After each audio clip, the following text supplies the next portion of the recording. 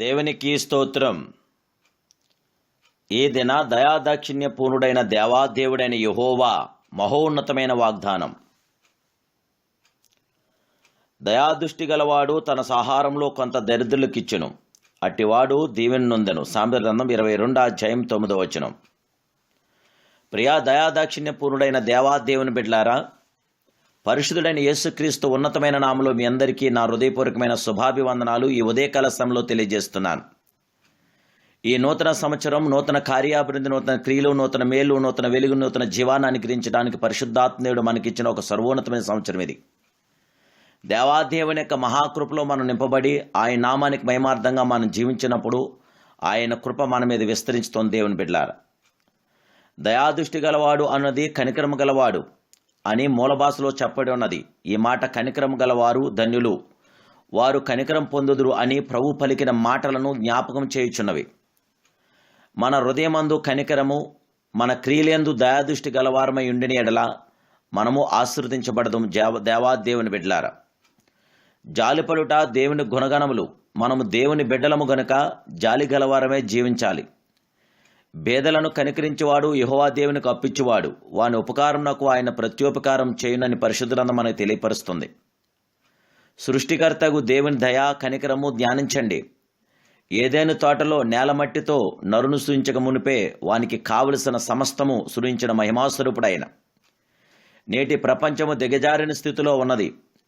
అయినను ఆయన చెడ్డవారి మీదను మంచివారి మీదను తన సూర్యుని ఉదయింపచేయుచున్నాడు.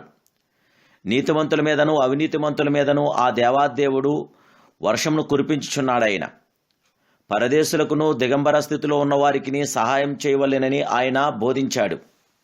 రోగులను చెరసాల్లో ఉన్నవారిని పరామర్శించవలని ఆయన కోరాడు. అందువల్ల మిక్కిలి అల్పులైన ఈ నా సహోదరులో ఒకనికి మీరు చేసితిరి గనుక నాకును చేసితిరని ఆ మహిమాస్వరూపుడు ఉపమానంలో పేర్కొన్నాడు. ఆయన మేలు చేయుట నీ చేతనైనప్పుడు దాన్ని పొందగిన వారికి చేయకుండా వెనుక తీయకుము అని పరిశుద్ధ గ్రంథం మనకు తెలియపరుస్తుంది. భక్తుడైన యోబుకు దేవుడు తిరిగి క్షేమస్థితి దయచేశాడు. పూర్వము కలిగిన దానికంటే రెండంతలు అధికముగా యోబును దీవించిన మహిమాస్వరూపుడైన కారణం దేవుని బిడ్డలారా, మొరపెట్టిన దీనులను, తండ్రి లేని వారి సహాయము లేని వారికి నేను విడిపించి తిని, నశించుటకు సిద్ధమైన వారి దీవెన నా మీదే వచ్చెను. విధవరాండ్ల హృదయములను సంతోషపెట్టి తిని, దరిద్రులకు తండ్రిగా ఉండిని, ఎరుగని వారికి వాద్యము నేను శ్రద్ధగా విచారించి తిని అంటున్నాడు. యోబు గ్రంథము 29:12-16 వరకు కూడా ఈ సత్యాలు మనం చూడగలుగుతున్నాం. జీవగల దేవాదేవుని బిడ్డలారా, శ్రమను సహించిన యోబు హెచ్చించబడ్డ కారణం అతని దయాదృష్టియే.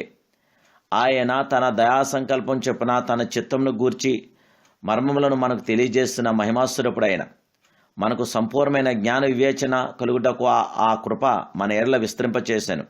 జయముగల దేవాదేవుని బిడ్డలారా, ఆ దేవాదేవుని యొక్క శాశ్వతమైన కృప మనతో ఉండటానికి, దయాదృష్టి గలవారమై మనం జీవిస్తూ మనం దేవుని యొక్క కనికరమును, దేవుని యొక్క కృపను, దేవుని యొక్క మేలు మనం పొందుకోవడానికి ఆ జయముగల దేవుడు మనకిచ్చిన ఈ శుభవాగ్దానం ద్వారా ఈ నూతన సంవత్సరం నూతన కార్యాలు మనం పొందుకోవడానికి పరిశుద్ధాత్మ దేవుడికి మేము అర్థంగా మనం జీవించి ఆయనతో కొనసాగుదాం. ప్రభు కృప మీతో నాతో నిలిచుండగాక. ప్రార్థన. మహాపరిశుద్ధుడు, మహోన్నతుడు, సర్వోన్నతుడైన మా ప్రియ దయాదాక్షిణ్య పూర్ణుడా, మీకు స్తోత్రాలు. ఈ ఉదయకాల సమయంలో నీ కుమారుడు యేసునామములో ప్రార్థిస్తున్నాను. న్యాయమూర్తి అయ్యా, మీ బిడ్డలైన మమ్మల్ని జ్ఞాపం చేసుకుని దేవా మీ కృప చొప్పున మమ్మల్ని బలపరచండి. మీ నామానికి మహిమార్థంగా మమ్మల్ని జీంపచేయండి. నీతో బలపరచబడ్డ మీ కృప మాకు దయచేసి బిడ్డలందరినీ ఆశీర్వదించి దీవించి బలపరిచి జయ విజయం అనుగ్రహించమని యేసయ్య పరిశుద్ధ నామములో ప్రార్థిస్తున్నాను పరమ తండ్రి. Amen, amen, amen. May God bless you.